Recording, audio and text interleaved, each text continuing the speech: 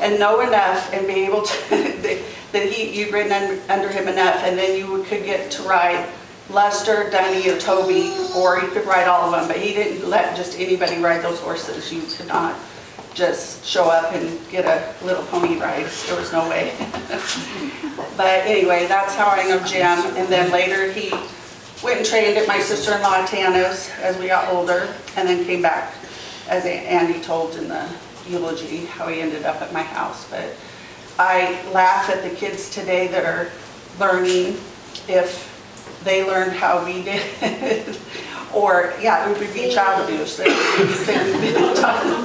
My son, Jace, he had I think he was always easier on the guys. I don't know why, but girls he was really harder with.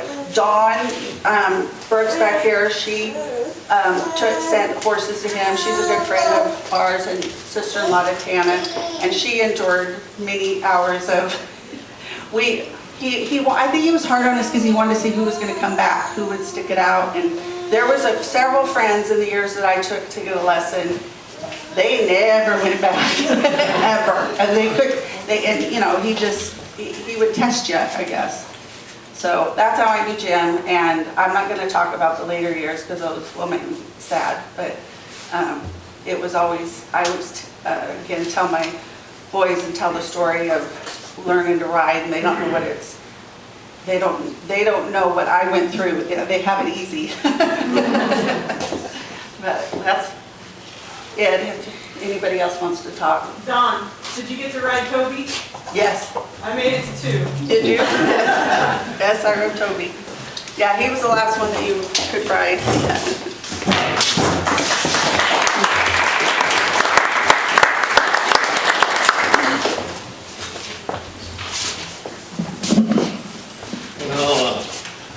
My name is Harold Weberly. My daughter is Dawn Thompson.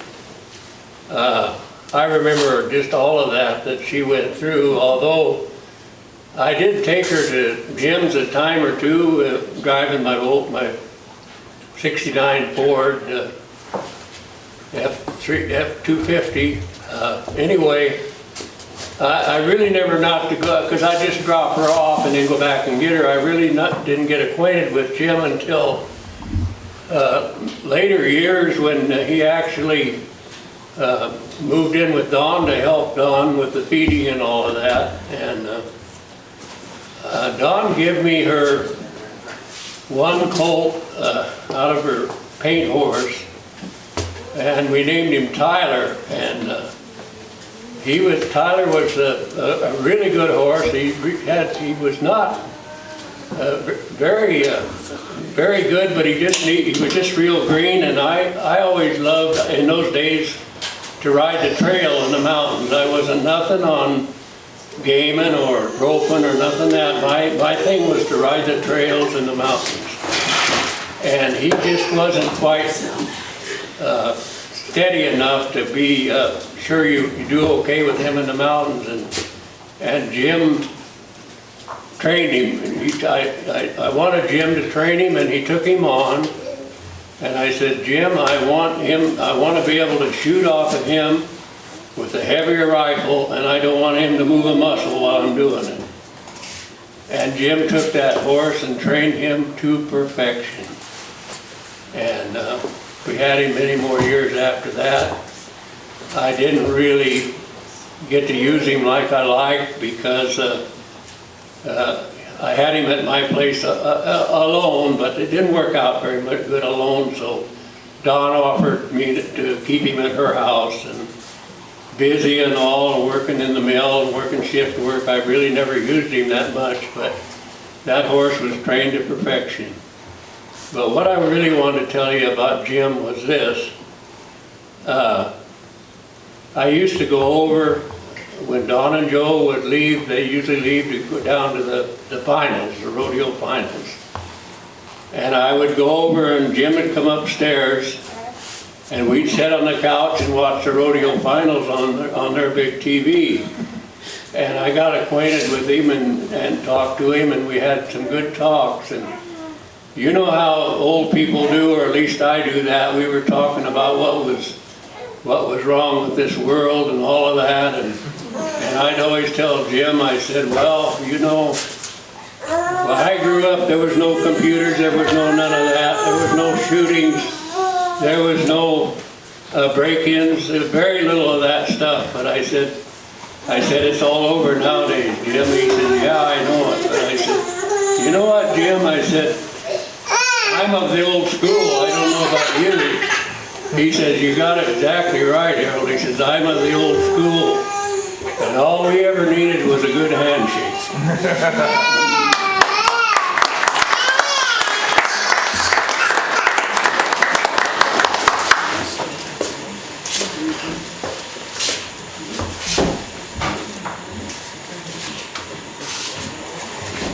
Well, my name is Jason Thompson. Where do I start with little Jim? Lived with him the last 10 years of my life and been like a grandpa to me, third grandpa. And that man was just a bowl of knowledge that you could tap into anytime I needed it. And he, I mean, helped me out with anything and everything. And What did you say when he went to rope? well, anytime he knew I was going to roping, even though many people didn't know, and he always knew and found out. Every time he'd tell me before I was headed there, win as much as you can carry, throw away the rest. Every time. And that's just stuck with me, and Jim sure meant a lot to me, and I'm forever grateful.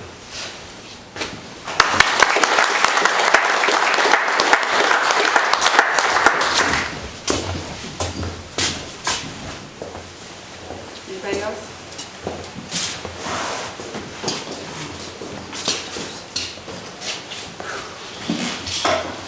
Okay, before the Rayleigh boys come up and speak, I thought I'd tell a little story. No, well, I want to be careful how I say this, but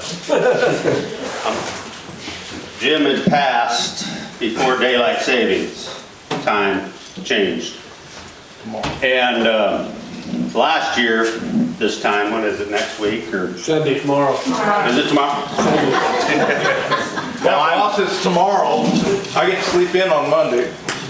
But after it happened, you know, and things get weird on the daylight, I'm watching, I think, Monday Night Football, and it's 7:30-ish, and anyway, Jim gets all dressed and goes outside in the dark. And, well, I didn't know what he was doing, but I was really into the game, so I wasn't going to go see, you know. And he comes back in, you know, 45 minutes later, and boy, them horses aren't very hungry. But I got them all fed. I said, oh, okay. Jim, you know what time it is? He goes, yeah, it's 7 in the morning. Well, of course, it's 7 at night, and I said, well, they'll probably eat more tomorrow, Jim. They probably won't be very hungry again tomorrow. I can't remember what I said, but he just couldn't believe them horses weren't very hungry, although he had fed them at, you know, right at dark at 5:30. And anyway, he was all turned around, and it was, we laugh about it today, how he, It happened more than once. yeah, it happened more than once. But. Anybody else?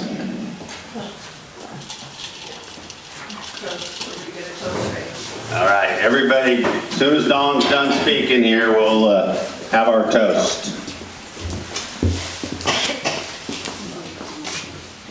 I guess I didn't plan to do this either, but I noticed a common thread of the whole tears and frustration and the and I remember I met Jim I was taking some horses up there, and I had a horse I was having problems with, and so he took him and started riding him, and when you started riding with me, you get a lesson, and I'm like, oh great. And anyway, it went like everybody else talks about, where he, you know, teach you that feel and jerk on your arm, and you know, and it was great. Looking back, at the time, you know, I know, yeah, at the time I kind of felt, you know, a lot of times I felt really stupid, but but you know, like you said, he pushed you. He pushed you because he knew that you had potential, and he wanted to. And I was there when Astrid kind of got sick, and another gal and I kind of fed for him, and you know, and I have to say that that man loved her. He loved that woman so much, and would do anything for her. And you know, watch him go through that was sad, but to watch him, from my point of view, to see a man love someone that much was really quite inspiring to me. And then, but also, you know, when we were going through that, he's like, well, I need to give you a lesson. And I'm like, no, I think we're good. And, you know, but oh, no, I got to give you, okay. So we get out there, and I mean, I went out there 5 minutes. He threw his hat on the ground and said, we're effing finished. You go home. I'm going home. And I thought it might go this way, but okay. Anyway, but one good thing, you know, well, many good things, but one thing I really have to thank Jim for, if anybody knows, I'm a team roper, and my little paint horse. He helped me get my little paint horse. I got him as a 4-year-old. He died at 29. I roped on him until he was 29 years old. He was the best thing, and I had to thank Jim for that, because he got him for me. And you know, and still, every time I'd see him, how's little, I call him Morris, because I got him from his friend Morris, who used to rope with Morris, and Morris's son, they would rope for milkshakes. And so he called him, how's Morris doing? Well, okay, his name isn't Morris, but he's doing really good.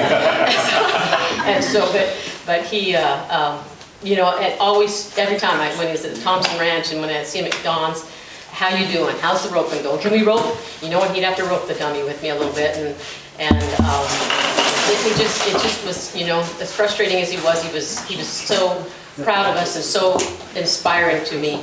I can't thank him enough, and him and his knowledge will definitely be missed.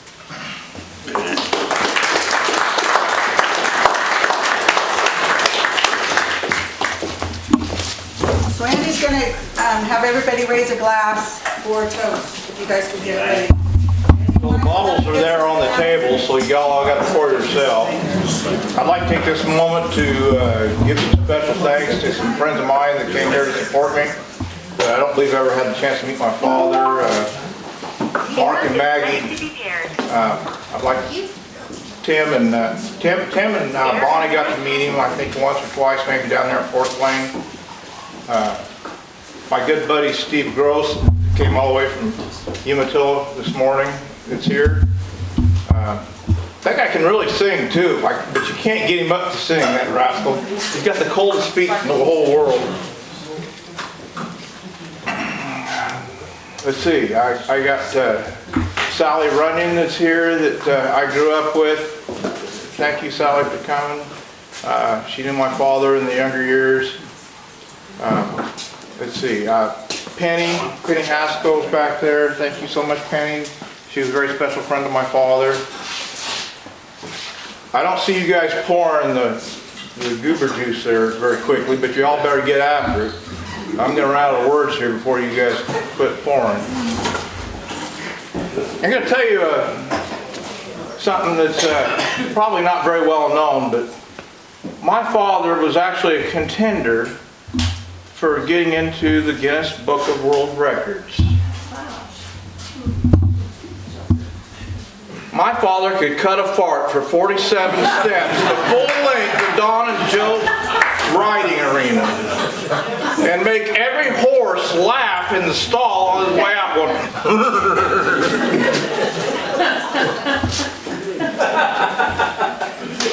Now what's funny about this is Tony over here and I were giggling about this here the other day, because she mentioned it when we were on a three-way call, or I don't know what they want to call it, with Dawn here the other day when we were trying to find all this research out. And there's a whole lot more awards and buckles and things that are in storage that we just didn't have the time to get to. You'll have to forgive me for that, but Joe and I and Jace were down at the beach, and we couldn't, there's just no way we didn't have the time. Roping the elk. Yeah, oh, that's right. Now, that's something else that reminds me. My father was the only one, well, along with Sue Peterson, that ever roped a 5-point bull elk. You can call me a liar if you want to, but I have some references here that prove it. The elk was dead, but they still rolled up on him and roped the damn thing. It was a 7-point? Okay, now later, this elk ended up being headless. Because the state police showed up. And after they'd roped this damn elk, they decided they wanted to keep them horns, so they cut the head off this damn elk that had got wounded and died, and they just happened to run across it while they were out doing a nature ride somewhere in the woods like Harold was talking about. And so my father, being quick-witted, decided, hey, we need to rope this damn thing. Of course, it was bloated, you know, whatever. Probably smelled like hell. But point being is, after they roped it, well, we need to save those horns. Okay, so they took the horns back up to the head and the horns back up to the barn there at the Peterson Ranch. I really need Tony up here to help me tell this part of the story because I really wasn't there. I was still in college at the time. But this happened back in the mid-'80s, like early to mid-'80s, I think, maybe. Was it? Well, maybe I was already out of college. So they've been on a trail ride. Okay. Found this bull elk that somebody shot. Connie probably deserved it. The head graced the lower barn for a couple weeks.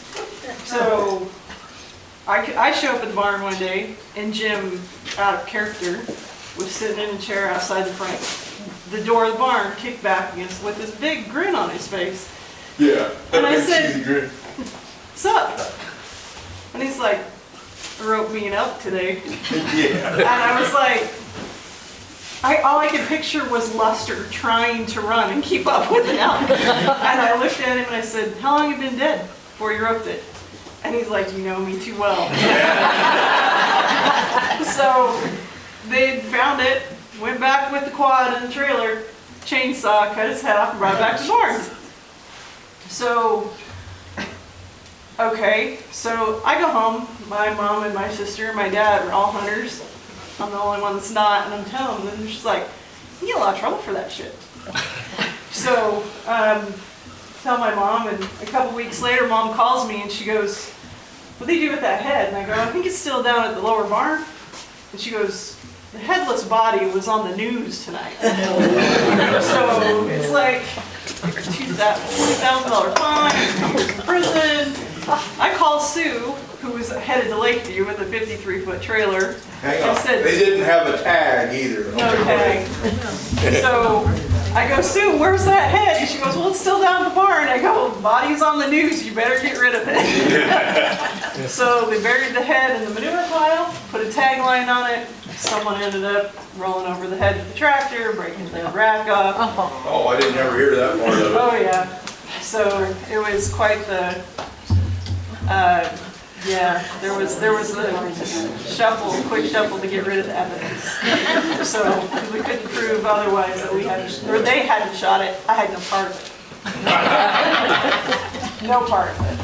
Nobody can understand how a guy that only weighed 165 pounds at his heaviest can hold so much wind.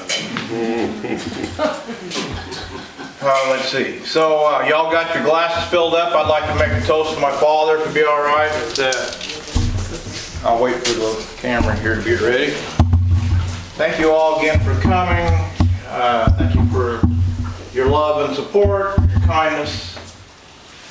And as my Irish father would say, he had a hell of a ride, and don't let the bastards beat you. Thank you all. Come up here and get some more food. What about Amazing Grace? Yeah, just. Oh, that's right. Amazing Grace. Just set up? Is Kit running that one? Pop quiz. What's the fastest way to raise your brain? Y'all sing along now.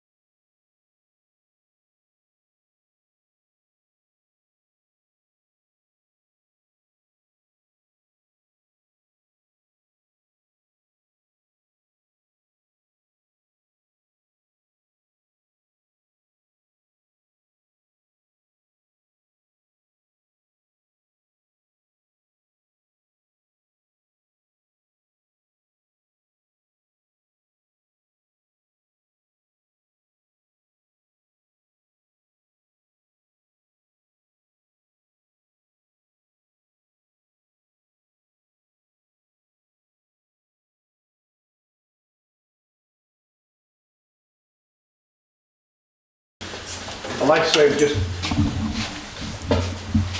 say just one more thing. And Bob, thank you for taking Dad to church and all those wonderful things, and helping me get in touch with Ted. Ted's wife, thank you so much for helping all of us out with all your support. And Justin Thompson, I'd like to let you know that my father thought the world of you with your abilities and things that you helped did around the barn. Thank you so much for your kindness and your talents. And it's my understanding Justin just got married here, so I'd like to introduce his beautiful wife, Lindsay, here. So Stand up, Lindsay. Stand up. I haven't found out if she can cook yet or not, but I know Justin can. Thank you all for coming, and come up here and get some more grub.